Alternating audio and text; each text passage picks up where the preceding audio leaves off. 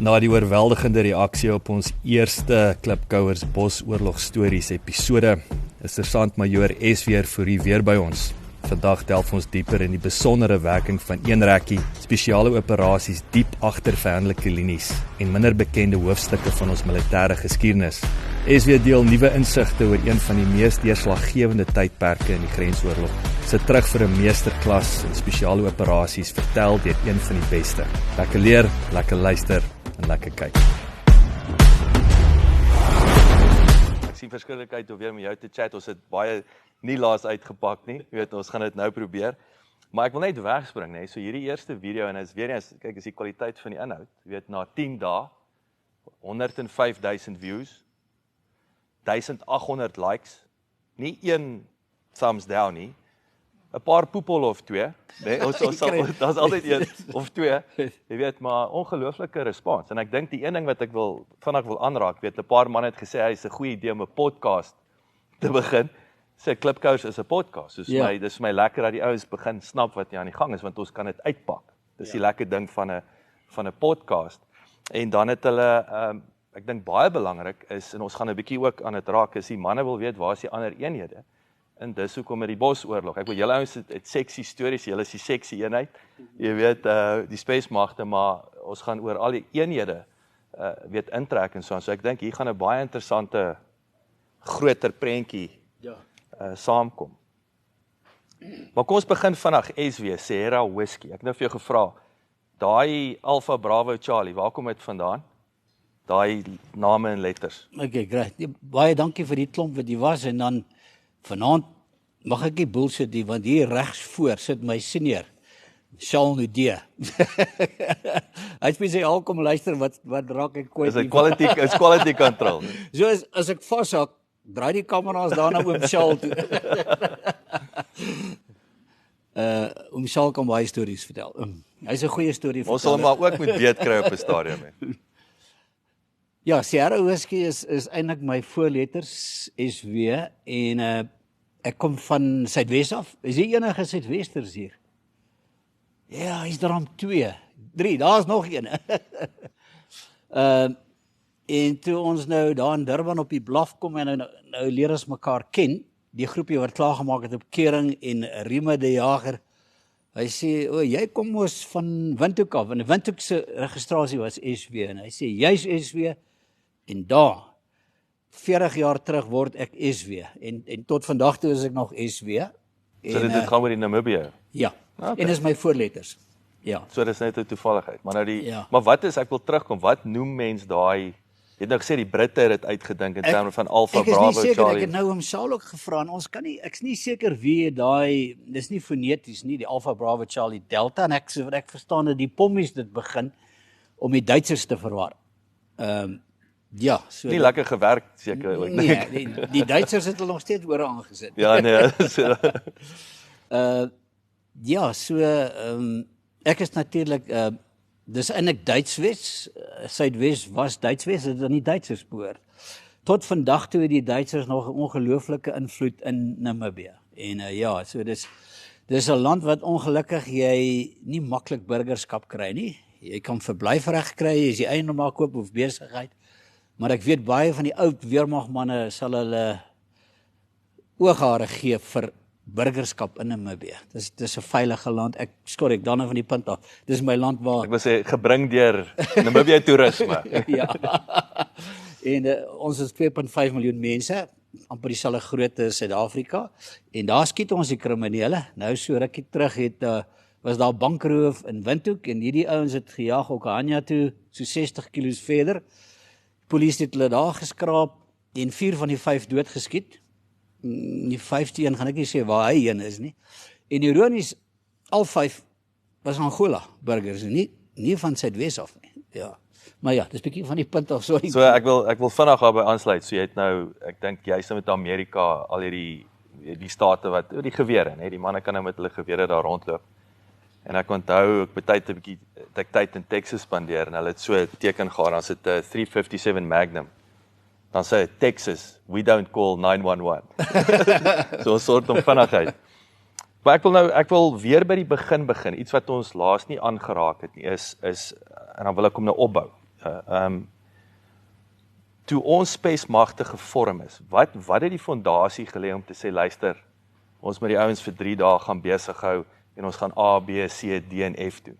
Dit is die mental make-up, dis hoe dit moet lyk, dis waarvoor ons moet uitkyk. Waar het daai begin? Ja, dis nou 'n tipiese vraag wat ons homself kan vra, maar die weermag het baie vinnig agtergekom dat hulle is eintlik blind. Wat voor op die slagveld aangaan, wat die vyand doen, wat hulle besig is om voor te berei en uit dit het hulle besluit om, ek skat omtrent 1975 spesmag te begin, die Dirty Dozen. En dit was ook maar trial and error. Ons het baie nou saamgewerk met Rhodesia daai tyd, baie by hulle geleer, want hulle was toe al diep in die oorlog besig. Maar is dit maar Britse fondasies met die SS? Ek wil waar die Rhodesians geleer. Ja, hulle het wat 'n paar hulle het RLI, Rhodesian Light Infantry, dis meer jou Fire Force. Amper soos 101, maar nou nie so gesofistikeerd nie. En dan het hulle SAS, C eskadron, A, B was Britte, C was hulle en D was die boere. Ek dink ons het laas daaroor gepraat dat spesmagte was D eskadron in Rhodesia. So ons het daar beklei onder die dekmantel, ons is Rhodesiese soldate, maar wat ons weggegee het, was nie ons kleredrag of ons tekkies of ons haarstyl nie. Die boere kan nie Engels praat nie. En dit het ons weggegee. Hulle het baie van nou agtergekom. Hierdie ouens is nie van hier nie. So wat is in Israel, die verhouding met Israel was ook daar van die begin af? So in terme van Nee, dit het later gekom. Ons siklus het klaargemaak 1978 en 1978 het hulle ons kom besoek in Fort Doppies. Nou Fort Doppies is waar jy jou laaste kursus, klein taktiek kursus klaarmaak. Voor jy die operasioneel raak en hulle het kom kyk en dit was Haaibraas wat kom kyk het. Hoe doen ons dit? En Wynand de Tooy, Kokkie de Tooy. Wynand de Tooy se broer was ons kursusleier. En hy het gesê manne, daai ouens wat daar staan is nou 'n klomp ouens van Jode wat hy is. Hulle wil kyk hoe doen ons dit. En hy het gesê ons doen ons normale ding, ons is 'n 7-man span, 8-man span en hy het gesê julle gaan ergens 'n kontak slaan loop. Hy skiet tussen ons en dan doen ons vuur in beweging en die manne wie was in die weermag? Jy moet hom ten minste hier net die meerderheid. Doen vuur in beweging, jy gooi jou rugsak af, ene hardloop verby, die ander ou gee vuursteen en vuur in beweging deur daai digte bos daar in die Kaprivi. Fort Doppies is reg op die grens tussen Oos en Wes Kaprivi. En kom ons teruggestap en ek sien een van daai generaal stap aan my rugsak toe en hy probeer hom oplig en daai rugsak pluk hom om. En hulle sê vir Kokkie, if our guys do this in the desert, they will kill each other. So hulle was ongelooflik beïndruk met ons vuur in beweging in die bos en dat ons nie mekaar raak skiet nie. So nou praat nou van die bos. So jy het nou bos. Ek wil net aansluit daar in 'n klompie van ons ouens soos Roy Vermaak, James Tuitge wat laas saam met my was, het hulle stedelike oorlogvoering kursus gaan doen. Nou daar's niemand beter wat stedelik betref. Ekskuus dat ek nie vir julle kyk hierdie kant nie. Daar's niemand beter wat stedelik betref as die Jode nie. Veral vandag. So ons het weer na hulle toe gegaan, hulle stedelike kursus gaan doen en daar was baie nou samewerking op 'n baie hoër vlak, soos die G5. Die Jode het hom begin, die boere het hom afgerond, die Galil, die R4, die R5, alles kom van die Jode af. So ons het op 'n baie groot vlak saamgewerk en die dag toe die huidige regering oorvat, of daai is nou meer die huidige regering, is nou 'n koalisie, het die Jode gesê, cheers, it was well working with you, we're leaving. Ja, dis hulle uit en nou ja, die res is geskiedenis. So gepraat van die bos, daar's see, daar's lug en dan natuurlik stad. Stedelik. Ja. Waar het alles begin? Aanvanklik was dit 1VR en toe het hulle besluit maar ons 1VR kan nie alles doen nie. Een ou kan nie op alle vlakke gespesialiseer wees nie. Toe stig hulle 4VR is ons aanvalduikers En dit is ook die skippers. So as ons 'n ontplooiing doen in 'n ander land, dan vat hulle ons in. Hulle skip die boot, gooi ons af en gaan terug diepsee toe. Een het ons die voorreg gehad, ons het eintlik letterlik alles gedoen. Ons het stedelik gedoen, ons het bos gedoen, ons het lug gedoen en wat was die ander een? Ja.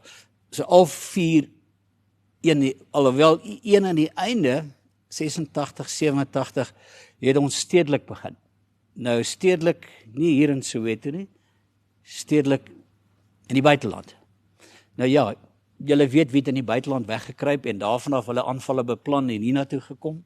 Ons doel by 1VR was om hulle daar te gaan uithaal en die voorloop daarvan was om by die Jode te gaan hoor, hoe doen hulle dit?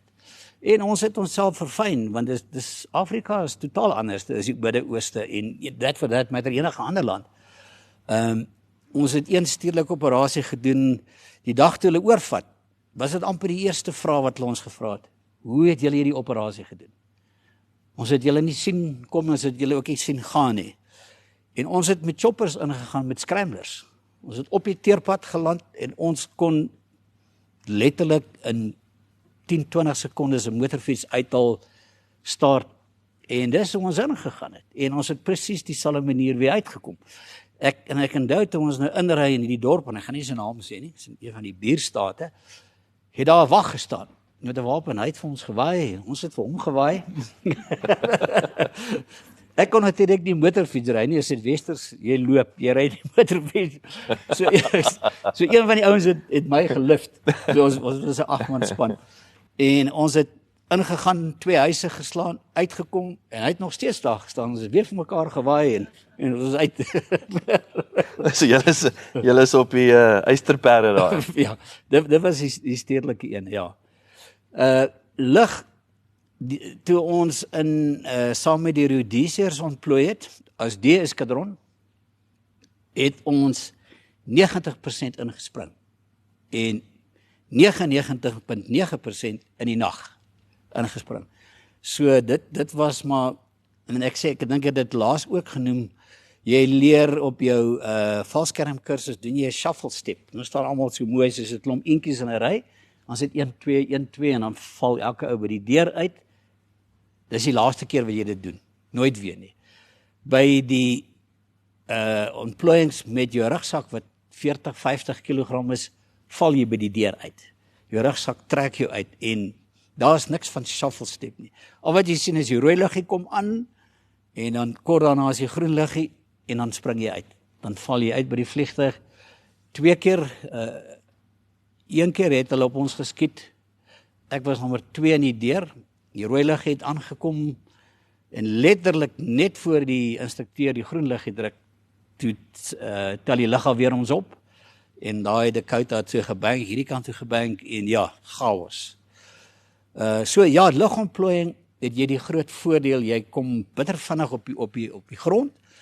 Die nadeel is, die pilots het nie altyd mooi geweet waar hulle jou moet afgooi nie. So ons was baie keer, moes ons 2 dae loop, voor ons agterkom waar ons is. Nou, hoe mis hulle die spot so? Hulle vlieg maar op afstand rigting tyd, en soos daai wat nou op daai Dakota wat hulle geskiet het, hy kom 5 meter later weer stabiel. Vir jou is dit 20-30 kilometer wat jy van teiken af is, wat jy dan moet terugloop. Ja, so dit is die lug. C was ons one night stands. Dis die operasies wat jy vir 2-3 maande inoefen, en dan gaan jy ontplooi met skiebote, en jy gaan blaas depots op, treinspore, brûe, daai tipe infra. En dit is wat ons genoem het one night stands. Jy gaan in, jy kom uit. Ek gaan oor een van hulle praat, bietjie later, ja.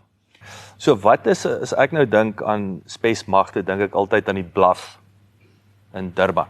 Ja. So wat se opleidinge daar plaasgevind? Kyk, die skool was daar, so daar is almal het min of meer dieselfde basiese kursus gedoen. Medie, springstof, sein, klein taktiek, oorlewing, almal presies dieselfde. En dan besluit jy, okay, ek hou van springstof, wat ek besluit het.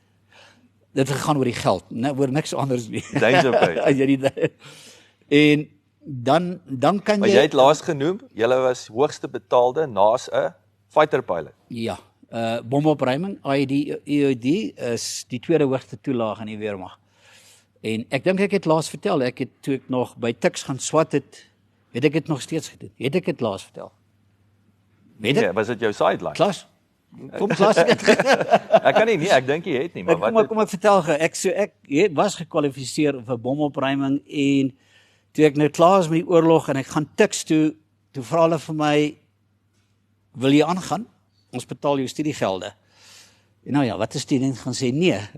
En ek het 'n bussie gehad, presies dieselfde bussie wat ons gebruik het terwyl ons in die weermag was, en binne daai bussie is al jou toerusting om 'n bom onskadelik te stel. En ek het 'n pager gehad en ek het vir die dosente gesê as ek skielik verdwyn of 'n pager, dan is dit ek moet iets gaan doen. Hulle het nie regtig geweet wat ek doen nie.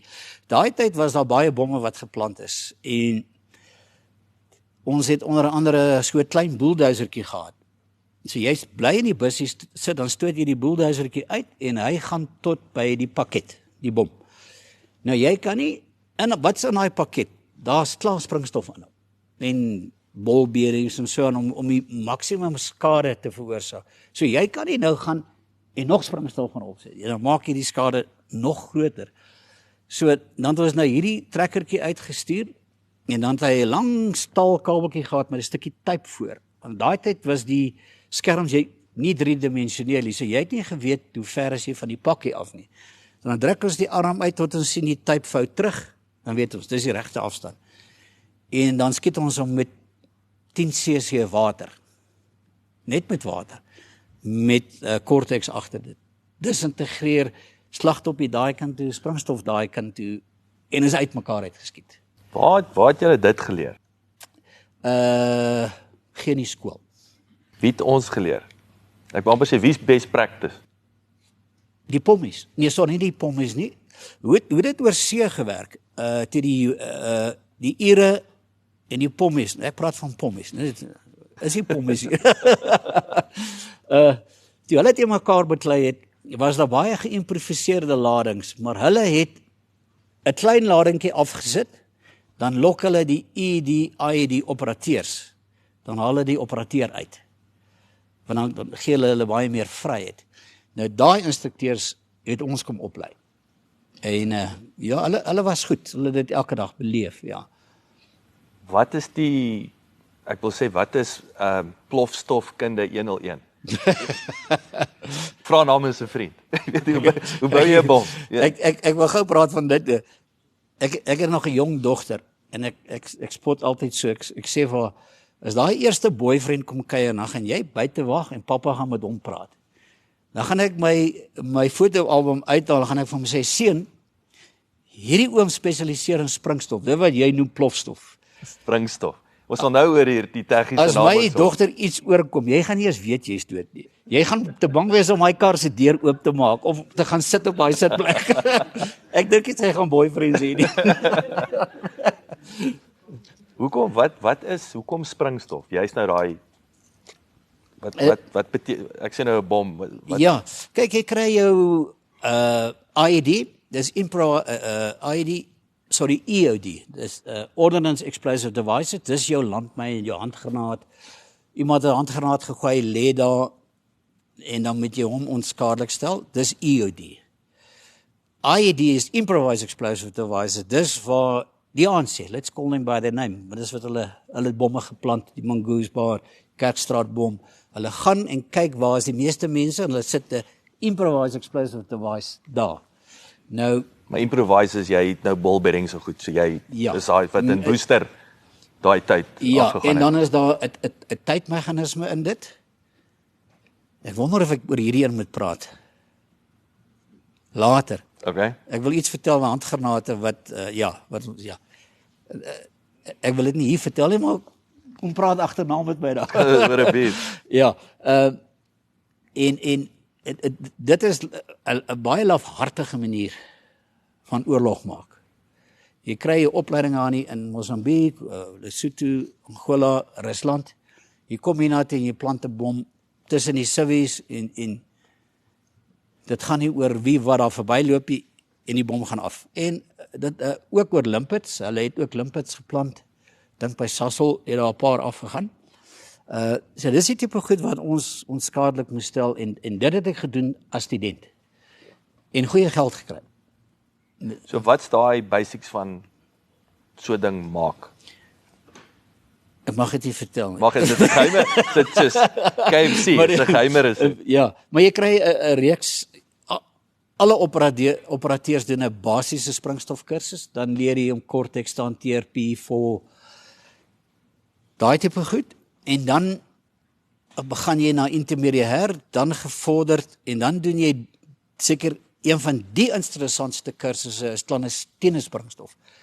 Dr. Van en Join het dit aangebied en uitstekend hoe om springstof te maak en ons het die UNITA spesmagte geleer. Hulle het waar die Kibane in 'n basis gebly het, was hulle die kelners. So hulle het die botter gebring en die brood gebring en ons het hulle geleer hoe om hoe om springstof soos botter te laat lyk en in te vat. En dan het hulle 'n tydmeganisme daar ingesit, dan sit hulle daai bakkie botter daar tussen die Kibane en dan vat hulle die pad. En ja, so het ons 'n klompie Kibane uitgehaal ons kom net by UNITA waar pas hulle in. Ja. So ons het hulle daai opleiding gegee en ons het dit weer gekry by Dr. Van en Joint in clandestiene springstof. As ek nou dink aan ontploffings, ek dink aan mynbou. Ek dink ek het in die week 'n fliek gekyk met klomp movie set. Ja. Ontploffings, is daai beginsels dieselfde? Is meer ammoniumnitraat. Jy kry wat hulle noem 'n snylading. In ander woorde, hy sny soos 'n gelatine. So hy's ook so gevorm, hy's anders te gevorm.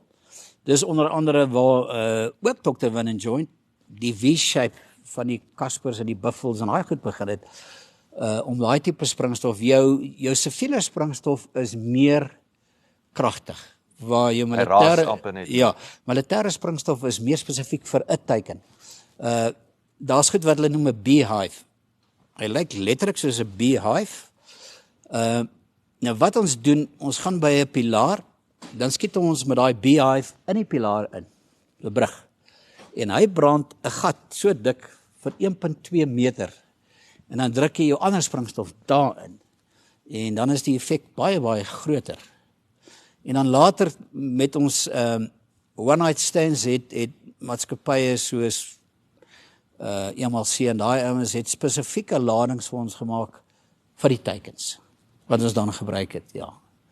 So elke operasie het hulle 'n ander tipe lading gemaak. Dis custom made gewees ja, afhangende. Ja, custom made, ja.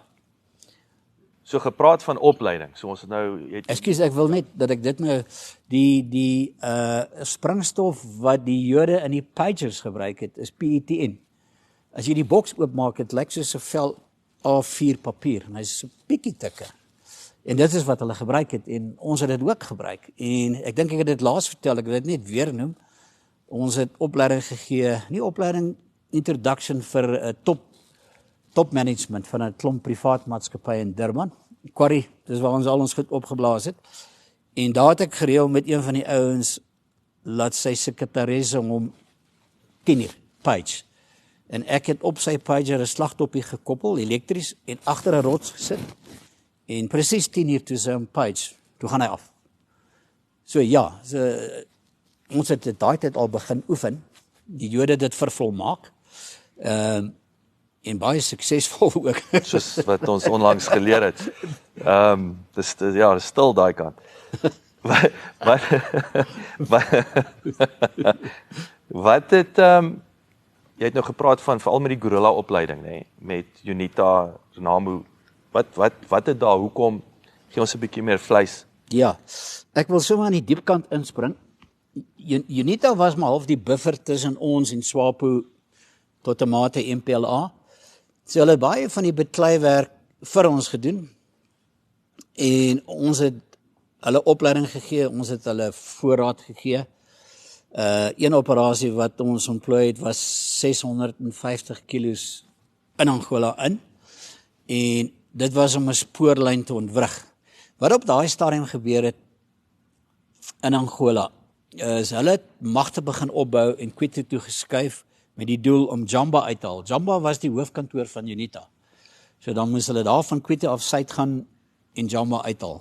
En ons het gegaan 4VR het van die skepe gaan opblaas, ons het die brûe opgeblaas, die treinspore opgeblaas, die treine opgeblaas.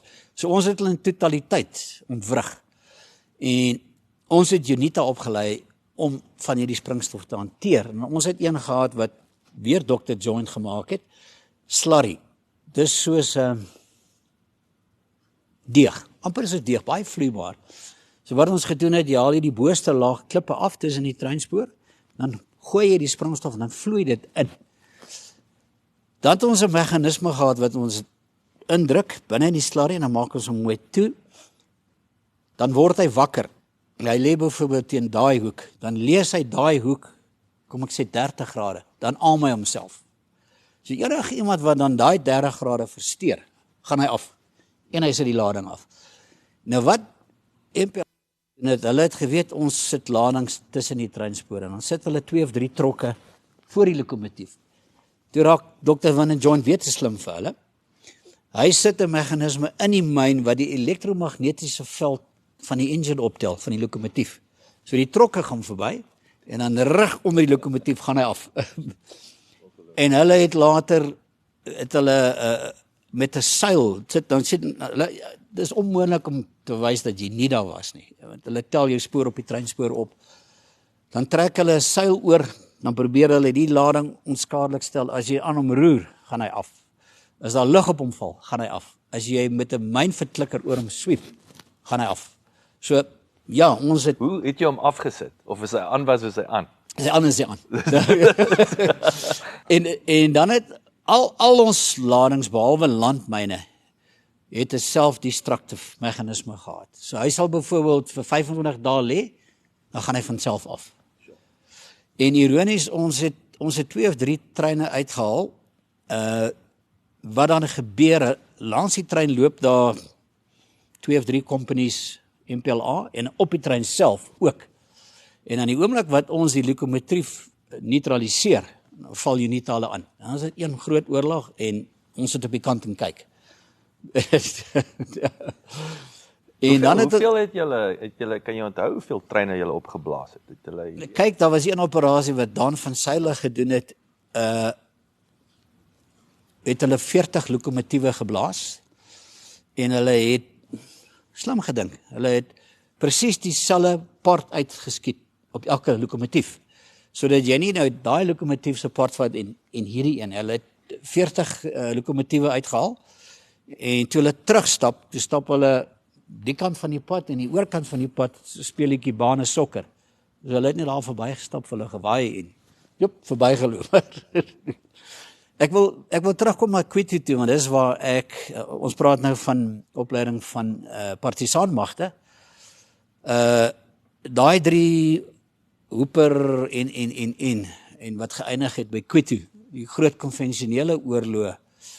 Hoe beskerm jy jou panservoertuie? Nou, ek praat met 'n ou van 2 STB. Hy was in een van die olifant tanks.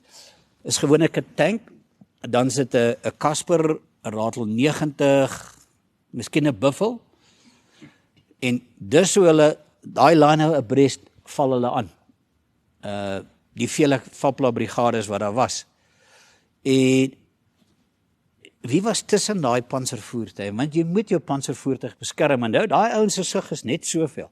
Hy kan nie die ou sien wat daar lê met 'n RPG-7 wat hom gaan uitskiet nie. So jy het infanterie nodig. En wie was die infanterie tussen ons armored corps? UNITA. In daai 3 veldslae is daar meer as 2000 UNITA's dood. Nou, stel jouself voor, daai tyd was die politiek. Hier kom ons blanke soldate in bodybags terug op so 'n veldslag. Hoe lank dink julle sou daai oorlog gehou het en die druk sou eenvoudig te veel geword het? Ja. En nou gaan ek my voet dwars sit of dalk in die slaghuister. En moenie jou hand opsteek as jy daar was nie. Executive outcome. Teen wie hulle beklei? UNITA. Wat saam met ons die oorlog gedoen het. En daai tyd het die ouens vir R20,000 saam met executive teen UNITA gaan beklei. Wat 'n jaar of 2 of 3 voor dit die oorlog saam met ons gemaak. Maar dis Dis my standpunt. As jy my agterna wil kruisig, ek hou van Windhoek Draft, ek is 'n Suidwester, dan praat ons daaroor. Maar vir my, ek het 'n morele probleem daarmee.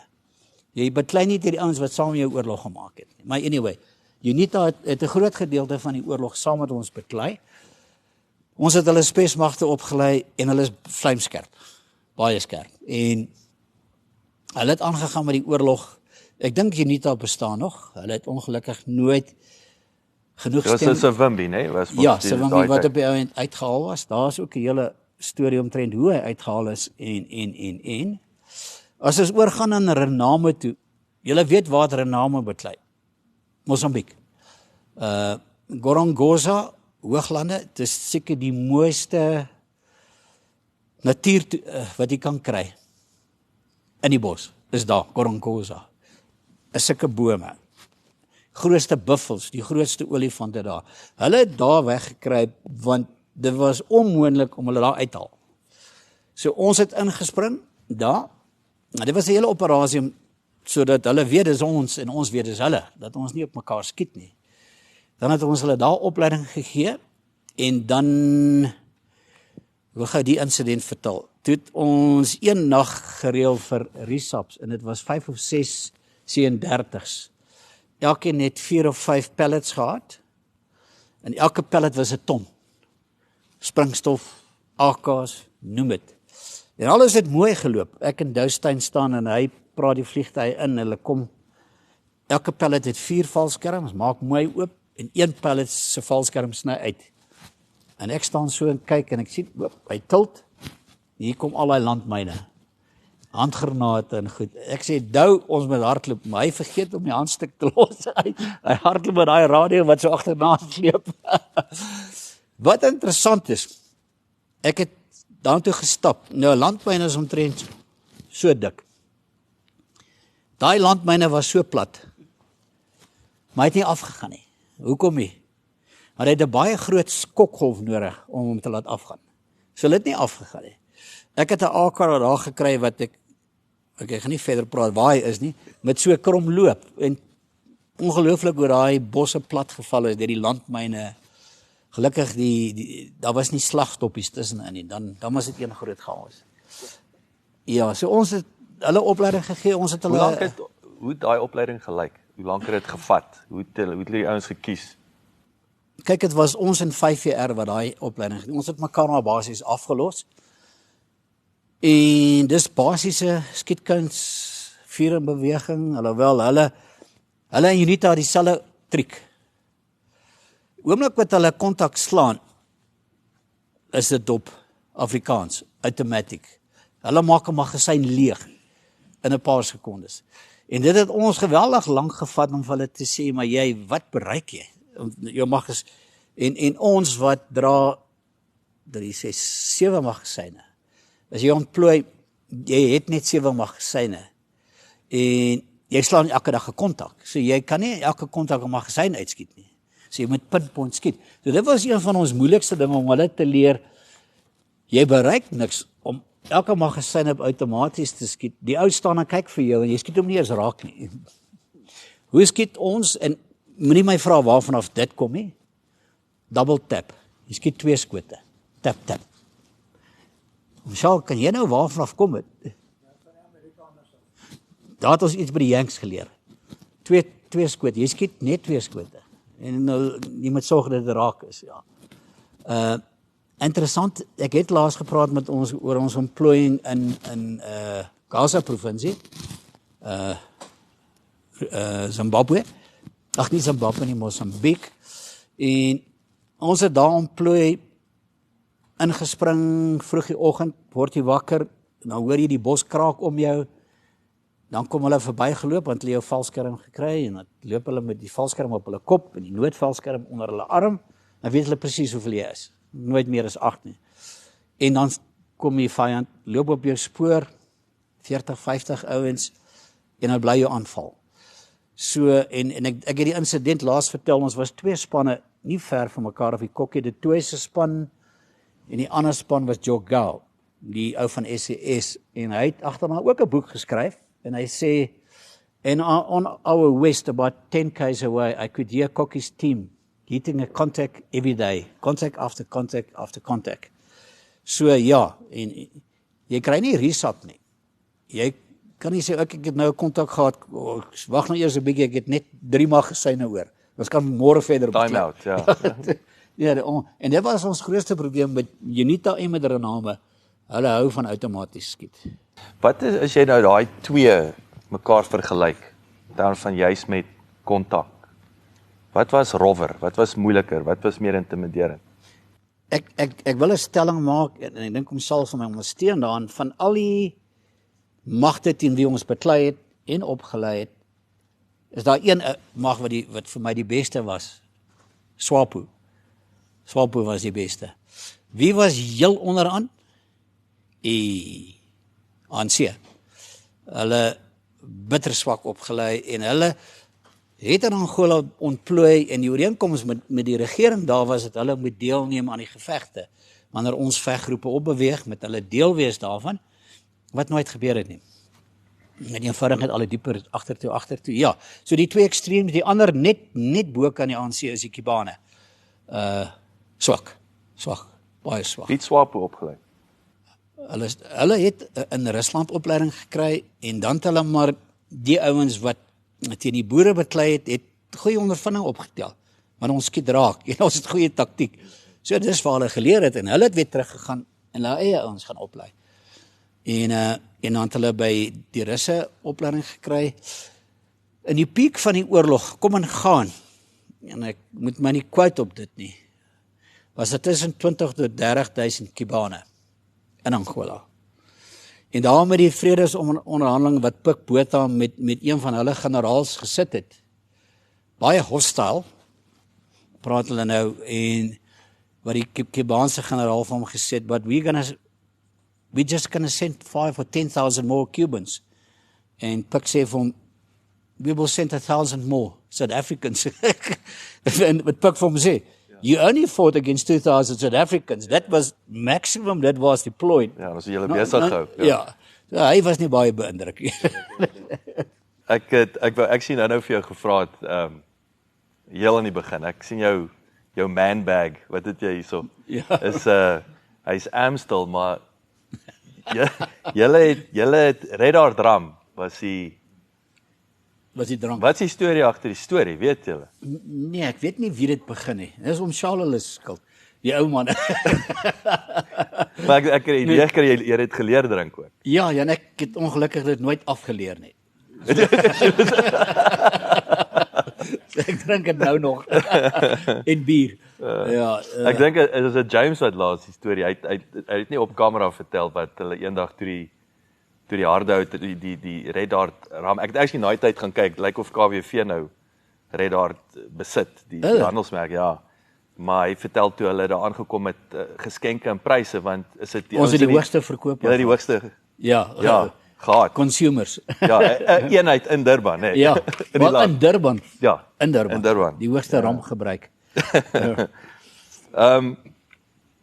Jy het nou gepraat, julle daar in Mosambiek ingespring.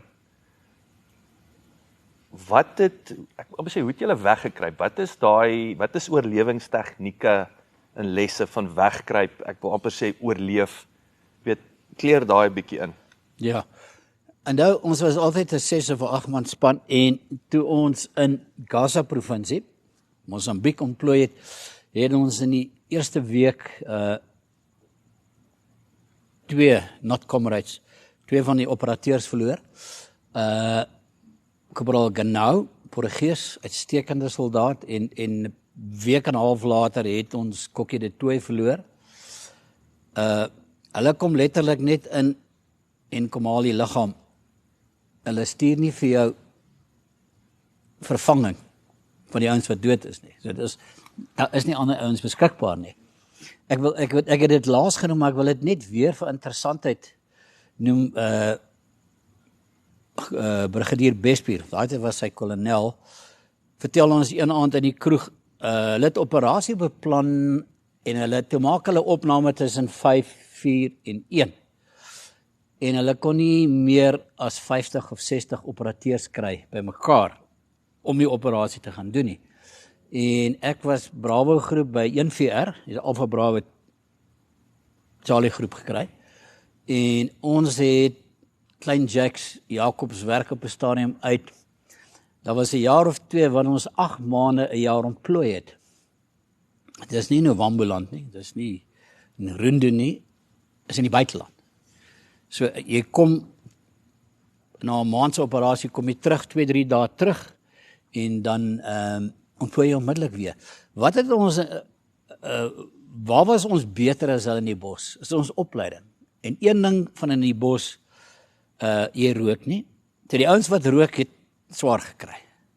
Jy is nie besig met 'n blik boelie daar en 'n opener wat hom nie oop kry nie, want daai klik geluid hoor jy baie ver. Wat ons gedoen het, ons loop, jy sien nou hier's 'n baie goeie opletplek, jy loop verby. Dan kom jy terug, maak 'n dogleg, dan lê jy hier op. In Mosambiek spesifiek 80-90% van ons kontakte is waar ons in die dogleg posisie gelê het en hulle stap verby. En ek het een so kontak het ek net 'n kling metaalgeluid gehoor. Dis een van hulle wat se loop aan 'n tak gehaak het. En ek het gedink, wel, hier moet nie metaal wees nie. En net die feit dat jy stil lê en luister, en jy is in bodypare 2-2-2, so is altyd een wakker.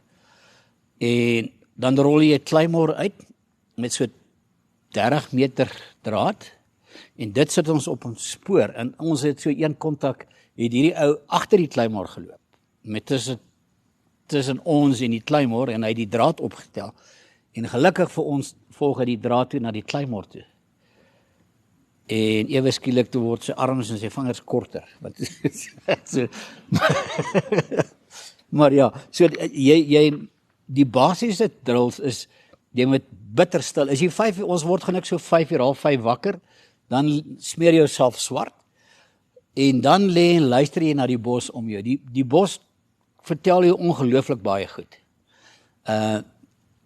So jy kan, as jy jou voëls leer ken, en my eerste kontak wat ek gehad het, of ons span, was jy's 'n boskraai. En ek moes geweet het, die boskraai, as hy daai geluid maak, sien hy mense. Maar wat ek nie geweet het, hy het ons gesien en die vyand gesien. So die natuur sê vir jou ongelooflik baie wat om jou aangaan. En as hulle jou in die nag bekruip het, dan lê hulle vir jou en hulle wag het jy maar opstaan. So stil beweeg, goeie kontakdrills, en nie hoe leer jy so stil hê? Dis dalk nou 'n stupid vraag. Waar is dit weer die mental make-up van 'n spesmag persoon? Ja. Is dit ook daai vermoë om net te kan stil hê? Ek wou hierdie stelling al nou maak. Ons was 'n spesialis eenheid, maar daar was baie ander spesialis eenhede in die weermag wat nie noodwendig op so klein voor ek dink aan die genie, die panser lig maar. Al daai ouens het ons het hulle nodig gehad om suksesvol te kan wees. En toe Koos Kotse en myself die Legacy kanaal begin het ek oral waar ek gaan, waar ek 'n boekskou gehou het ek vir ouens gaan sê, gaan praat op die kanaal. Vertel jou storie, anders gaan dit vir altyd verlore raak. En ons wat nou spesmagte wat museum begin het, daai elektroniese klankbane en die video's is daar.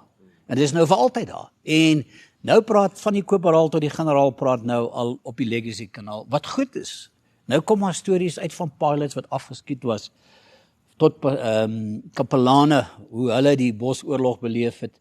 Maar ja, is bietjie weer van die punt af. Goeie drills wat die instrukteurs, wat in die bos was, hulle, as ek kan onthou so vir Kokkie de Tooi, dan sê, okay, ons beweeg hierdie aand in die hide in, as een oue geluid maak, doen het 20-30 keer daai nag tot 3-4 uur die oggend, totdat hy tevrede is. En op die einde het ons besef, dis wat ons in die lewe gehou het.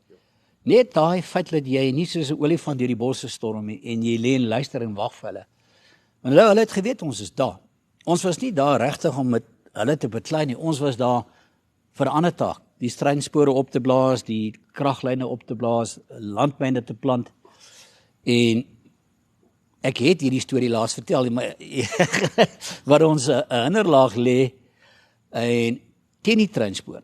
as 'n dienspad wat verbyloop en ons het te naby aan die dienspad gelê. Nou het jy stop 'n groep, een ou voor, een ou aan weerskante van die groep wat in die doodsakker lê. En ek en klein Jacks het agter gelê. So ons kyk agtertoe. En hierdie ouens het in die doodsakker ingeloop. Kan nie onthou hoeveel hulle was nie. En ons ouens voor, dit was 4 of 5, het oopgemaak. En een van hulle het presies die regte ding gedoen. Hy het deur ons doodsakker gebreek. Want as jy nou hier lê en skiet, dan kan jy mos nou nie die kant toe draai nie. Dan gaan jy jou makker raak skiet. En hy het reguit op my en Jakes afgehardloop. Nou ons kyk daai kant toe. En hy's boor ons en hy het ons met sy AK gegooi. En die AK was gespan en hy was op 4 en hy het 'n dubbelmagasyn opgehad. So hy kon letterlik net dit doen. En hy het my en Jakes daar doodgeskiet. Maar ja, hy hardloop vandag nog. Dis net so hier en daar dat hy grond geval. Kyk, 'n volstrys om my ingehaal het. Maar weer eens, hulle het geweet ons is daar, maar hulle kon ons nie opspoor nie. Jou drills moet goed wees. Weet, dit is weer 'n ding wat dit is ingeoefen. Oor en oor en oor. En instrukteurs wat jou vasvat. En wat is die langste wat jy moes stil hê? Tot die mure jou begin byt. Is dit die dealbreaker? Ja. En jy gebruik omtrent 1 liter water 'n dag. Dan draai jy 6 magasyne, 7 saam op jou wapen. Dan het jy 'n chest webbing, 3 magasyne op jou heup. Dan het jy jou escape and evasion op jou lyf. So as jy jou rugsak agterlos, wat juist daar gebeur het in Mosambiek, dan kan jy escape and evade en vir 'n dag of 2 kan jy in die lewe bly en ontsnap. Maar ja, die een operasie het ons in hulle doodsakker gaan sit. Ons was besig om die kraglyne op te blaas en ons was 2 spanne. En die een span het op die treinspoor beweeg, ladings op die pale geplaas en toe hulle gaan sit hulle binne in die doodsakker. Gelukkig dit was nag.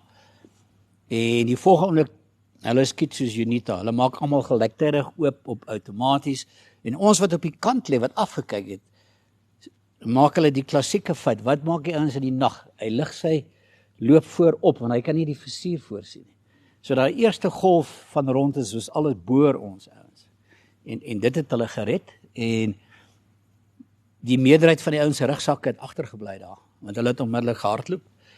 Volgende môre toe se Telstar op die lig, toe sê hulle vir ons 5 manne, julle moet nou line abreast, daar ons gaan aanval. En terwyl ons na hulle toe stap, hoor ons hoe krappel in die ouens se rugsakke, en daar was seker 40, 50 van hulle, ons 5, en net voor ons begin skiet, toe sê hulle die 2 ouens gekry. Toe draai ons om en ons loop, sulke groot sandalwood, ons het in die bos ingeloop en hulle het om die bos geloop. Ons het hulle so getel wil hulle verbykom, een na die ander, en toe bring ons 'n striker met die hunters soos Impala, daai tipe kaliber vegvliegtuig, en hulle gestryk en ons het ge-escape en evade. Die meeste van ons tyd, as jy kontak slaan wat 80 sekondes is, 60 tot 80 sekondes, dan pak jy op en jy hardloop. Jy bly nie daar nie, want hulle is heel wat meer as jy. En hulle kom net terug. En so hulle bly jou volg, totdat jy eventually uitgaan. So ek staan 'n bietjie stil daarso, ek wil 'n bietjie juis oor vliegtye praat. So in terme van wat julle afgeskiet het, so 'n paar stalkies en natuurlik ook 'n bietjie meer. Ek wil amper sê daai, wanneer het julle die manne ingeroep om te kom? Airstrikes. Ja. Amper nooit. ons het nie ligondersteuning gehad. So daai was dit plan B as jy ja, strike ons het nie ligondersteuning gehad nie. Self toe Kokkie de Tooi dood is, hy is die oggend dood, hulle kon die volgende dag eers sy lijk kom haal. Hoekom is dit so? Hulle kan eenvoudig nie inkom nie. Hulle het Alouettes gevlieg om ons te kom haal. Die Alouette het glad nie goeie nagbagasie nie. So hulle het ook maar gevlieg op verwysing soos 'n rivier en so aan. En ek wil nou juist kom hier waar ons 'n vliegtuig afgeskiet het, 2. Het ons ek wil net vinnig die rede val. Is weer so, dit klink vir my as ek nou jy weet asseblief help my reg as ek verkeerd is, maar ons julle ouens was en ons weermag van die beste in die wêreld. Maar dit klink vir my was ons 'n bietjie agter wanneer dit by vliegkrag gekom het daai tyd. Ja, jy moet onthou, ons het so daai een operasie, ons is 680 kilos in Angola. Hulle het die lug gedomeineer. MiG-20s, MiG-21, MiG-23s was heelwat vinniger as die Mirage. Ons het daai tyd nog nie die Cheetahs gehad nie. So basisaanvalle was daai vliegtuie gebruik, maar vir ons daar wat ontplooi selde dat jy daai voorreg gehad het. Dis nie soos die Amerikaners wat binne artillerie ondersteuning afstand is nie. Jy moes die skype in die wyd tot waar hulle jou kan uithaal, kom uitlig weer. Hierdie een operasie wat ons het ons 'n opdrag van hoofkantoor moes ons vliegtuie uitskiet.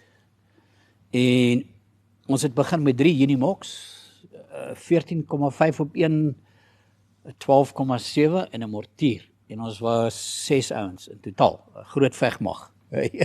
Die drie Unimogs en 'n klomp Unita.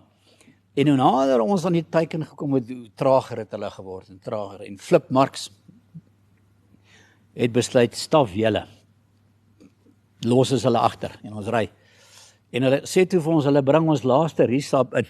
En ek 'n snaakse storie. Maar ons is toe te diep in en hulle sê, okay, ons gaan by julle vorige RV, stuur een ou terug, ons los die restap vir julle daar.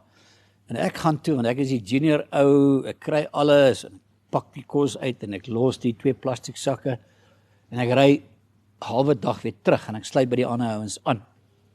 En die syner, Rosie stuur 'n synberig, het jy julle briewe gekry? Hulle sê, wat so briewe?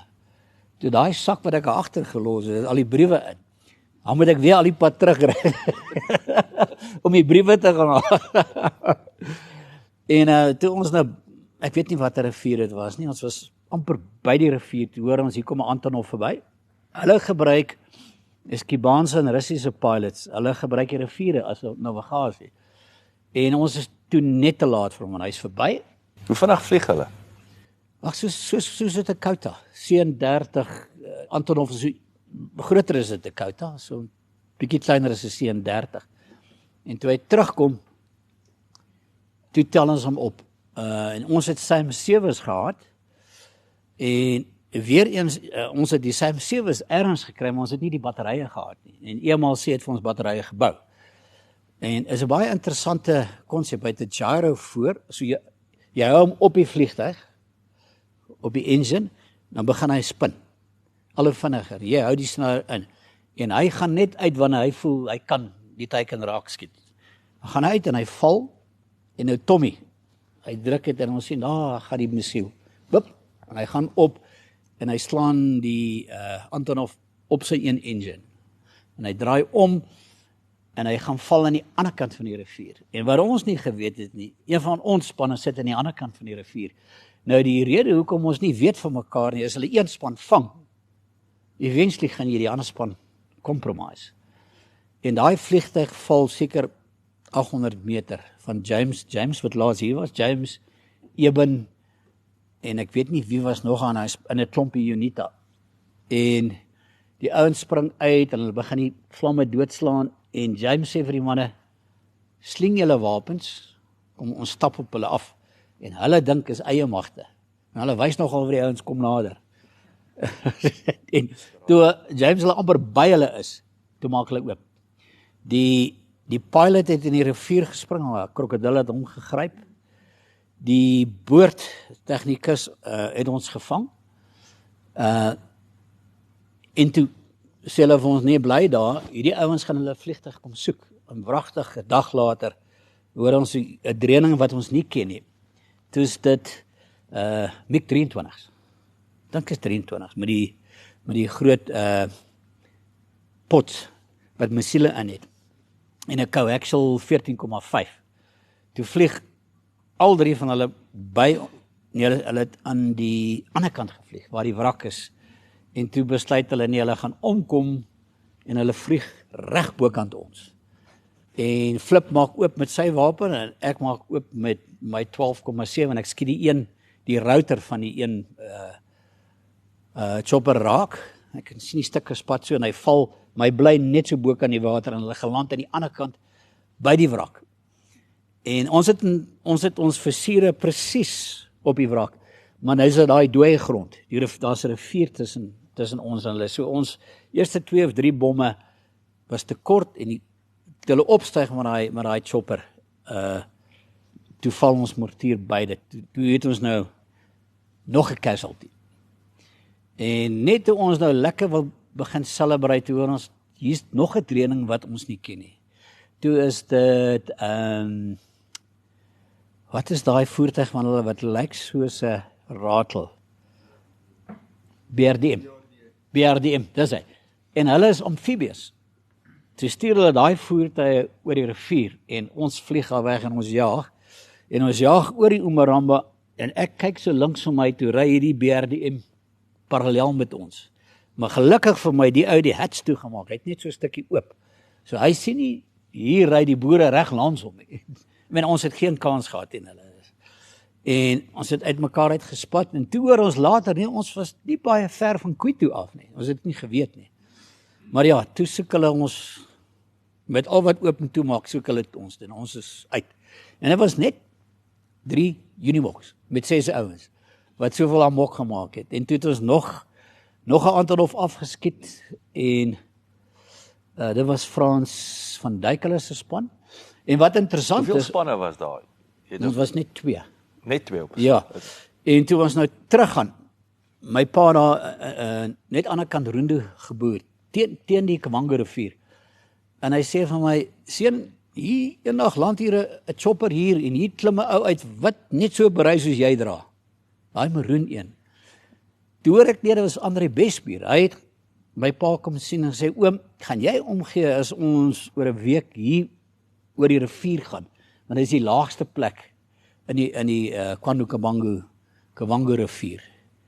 En ja, 'n week later toe kom die span wat ons aflos. Toe gaan hulle wragtig hier by my pa oor op die plaas. Sommige so mooi gevra ook somme, is sommer het aanvaar. Dit was sy hoogtepunt om te kyk. Wat was die impak? Ek bedoel, as julle skiet julle nou 'n paar choppers so goed af, wat is daar daadwerklike impak? En hoekom was dit eenmalig, was dit ongoing? Jy ontwrig hulle roetes heeltemal. Dan verdwaal hulle, want hulle gebruik die rivier. En hulle is seker nou bang om die rivier te gebruik. Ja, Nee, gebruik hulle as navigasie, ja. Ek dink, dis nou die insidente wat ek weet, wat ons vliegtuie afgeskiet het. Ek dink ons van 5 het dalk ook. Ek weet nie van insidente waar vliegtuie afgeskiet het met troepe binne nie. Ek weet nie van dit nie, maar choppers, ja, was heel wat choppers afgeskiet, naby Kuito. Wie hulle afgeskiet het, ek dink was maar meer die 6-1 meg ouens dalk, wat hulle afgeskiet het, ja. Jy het nou vir my gesê van die Geraldbrug, né? O ja, dit is amper 'n bridge to fall. Ja, ons het met 2 straaikraans ontplooi, 4 van ons eie skiebote laai in die nag af, en dan 4 VR ontplooie. Ek het amper 60 kg springstof gedra. En ons was 20 in totaal. Was ook weer raap en skraap om genoeg aan by mekaar te kry. En ons het moes teen 'n sandduin, 'n sandsteen steilte opklim. En ons het 1 item gehad. Was dit nie vir daai item, was die hele operasie 'n mislukking. Was 'n touleer. Want die soos wat jy teen sandsteen opklim met 'n 50-60 kg gewig, gly jy eenvoudig net af. So ons het daai touleer opgesit en jy het letterlik so opgeklim. En so ons is op boontoe. Ek moes die kringloop lê. Nou 'n kringloop, al wat 'n kringloop is, dis Cortex, en jy kan 'n klomp ladings gelyktydig afsit. Maar nou die nadeel van Cortex, hy hardloop teen 6000 meter per sekonde.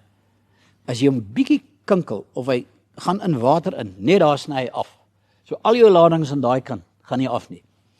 Toe ontdek ons Nunel, en ek weet nie wie van julle dit doen met siviele springstof nie.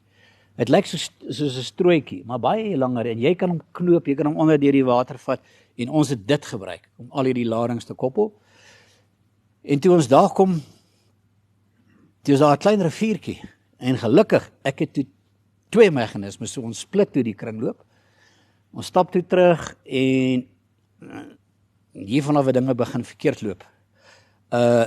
Toe ons op die strand kom, toe gaan die eerste ladings af, wat nie al moes gebeur het nie.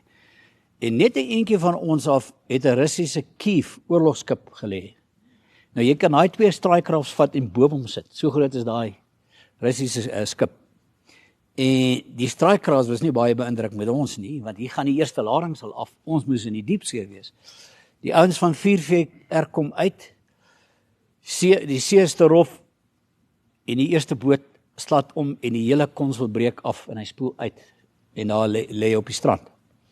En Anders venters het vra van my, het jy nog iets oor? Ek sê ek het nog 1 meganisme oor en hier's van die ouens wat springstof oor het. Hy sê booby trap dit. Want die Angolese regering het nie geweet van ons see vermoë nie. Hier lê een van ons bote op die strand. Net seker 15 minute later, hier gaan die tweede lading af. Nou paniek die ouens en ek het vergeet om vir hulle te sê, daar's 2 ladings. Eventually is ons almal op en toe ons nou met 2,5 boot uitgaan. Nee, sorry, 3.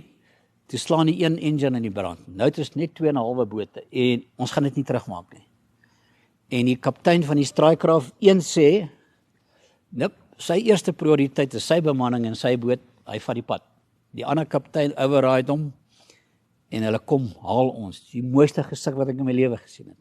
Daai 2 straaicraft wat so kom aanjaag en hulle kom tel ons op. En ons is daar uit. Agterna was daar baie roemers, had 'n trein afgeval. Wat wel gebeur het, die ouens wat die treinbrug moes oppas, is almal ge-execute.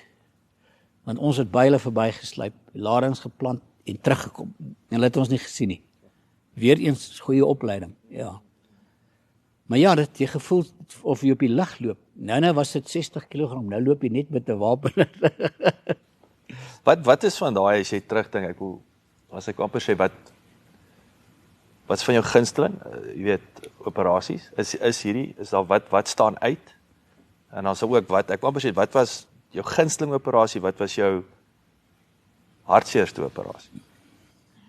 Ek sou sê my heel eerste operasie, nou op daai stadium was ek 19 jaar oud, die opleiding is 'n jaar, toe ons in Gaza provinsie ontplooi het, binne die eerste week om 2 makkers te verloor. En 2 weke later die derde een te verloor in 'n basisaanval, Mac van der Merwe. En ek kan die aanval baie goed onthou. Ons het saam met die SES ouens 'n basis aangeval en net voor ons begin het Mac vir my gesê, SW, voor ons nou hardloop. Haal hy so flesie uit, ek weet nie of dit brandewyn of wat dit was nie, was dalk maar Red Hart. Vat elkeen 'n lekker sluk en toe begin die basis aanval. Die vyand was onder in die loopgrawe en ek het gekyk, daar het een ou regop gestaan, 'n Belato ou, hy is die ou wat hulle dirigeer het watter kant hulle moet skiet. En Mac het hom nie gesien nie. Mac het verkeerde kant toe gekyk en die ou het hom reg deur die nek geskiet. En ons het 4 bewegings wat ons ingedoen het, reg deur die loopgrawe, hulle almal uitgehaal met ondersteuning van die gunships, alhoewels uitgekom om te hoor, nee, daar's nog 'n basis wat julle moet gaan uitsort, en toe lig hulle ons uit, toe doen ons 'n tweede basis aanval.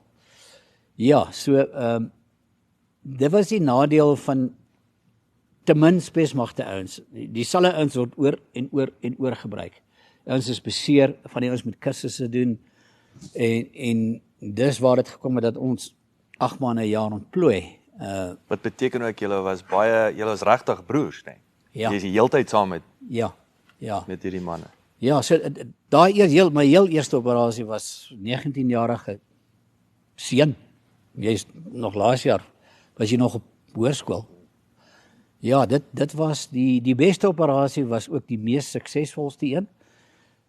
Dit is waar ons Lipito, waar ons hy tankplaas opgeblaas het. Ek dink 30, 40 olietanks, gastanks, treine, 'n Russiese skip wat gesink het. Dit was op my 21ste verjaarsdag. Daai een foto wat ek het, staan ek met die bottel champagne wat ek ingesmokkel het. Ek wil weer stil staan by, wat gaan in jou kop aan, in jou emosie, in so 'n situasie waar hier jou makker word deur die nek geskiet. Ek weet daar natuurlik die opleidingskomponent, maar wat gaan jy binne in jou aan? Wil jy weghardloop? Gaan jy oor in aksie? Wat gebeur? Ja, is 'n ou bang? Ja, hy is baie bang. Want die ouens wat bitterbraaf is, dis die ouens wat doodgaan. En ek stupid goed doen. Maar baie keer is dit ook wat ons gered het, wat so Zili dink ek, so wat vorentoe gaan, wat besef ons is vasgepen hier en as ons nie daai masjien weer uithaal nie, is almal dood. En dan kry dit 'n makker wat letterlik amper sy lewe opoffer vir die res van die span. As jy bang is baie, want jy is altyd outnumbered. En wat ons elke keer gelukkig was, wanneer ons 'n kontak slaan het, hulle gewoonlik weghardloop. Ons het amper dieselfde spoed aan die ander kant toe gegaan. Nooit gehardloop nie. Jy kan nie hardloop nie, want dan net verloor jy heeltemal persepsie waarom jy aangaan.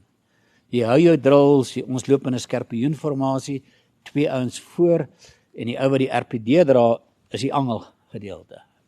Dit was ons swaarste kaliber wapen was 'n RPD. Selfe kaliber as 'n AK. So die ironie van die weghardloop is dis die minste effektiefste Ja. oplossing vir die probleem. Jy gaan dalk nie stop weer nie. So maar daai interessant, so die hardloop dan jy het nie daai spatial awareness basically. Ja, en elke hardloop het dieselfde spoed nie, so daai span is uitmekaar uit. En dis hoekom ons met pampoene gespring het. Ons het dis die tipe valskerm. Hy's nie steerable nie. Nou dink jy jouself, hier spring 8 ouens in die nag en elke ou stuur waartoe hy wil gaan. Jy gaan mekaar nooit weer sien nie. So jy gaan uit by daai deur en jy gaan reguit af. En met die een operasie waar my rugsak losgegaan het, toe hulle op ons geskiet het ek agtergekom, wat is die effek van 'n 40-50 kg rugsak? Ek het in die lug behang en baie vulnerable gevoel. Die ander ouens was lankal op die grond. So, en ek het nog al bo gehang, op pad onder. Ja. Om jy nou en daai reëls van hulle skiet nie op valskermsoldate nie, dit bestaan net in die movies. Ek kan nou net in Geneva. Ek kan nou met die een basis aanval. Jy wil net uitkom, jy loos deur die venster en jy sien jy hier onder leef dit en dit bewe en jy wil net uit die vliegtuig uitkom want jy's baie kwesbaar. En met daai een operasie, die hele operasie bo die boom gesit. Sy valskerm het aan 'n baie hoë boom vasgehak en hy het nie deelgeneem aan die geveg nie. Ons moes hom agterna kom uithaal uit. Hy het goeie view gehad. Ja. Is weer baie dankie. Dit is baie interessant. Waardeer jou tyd.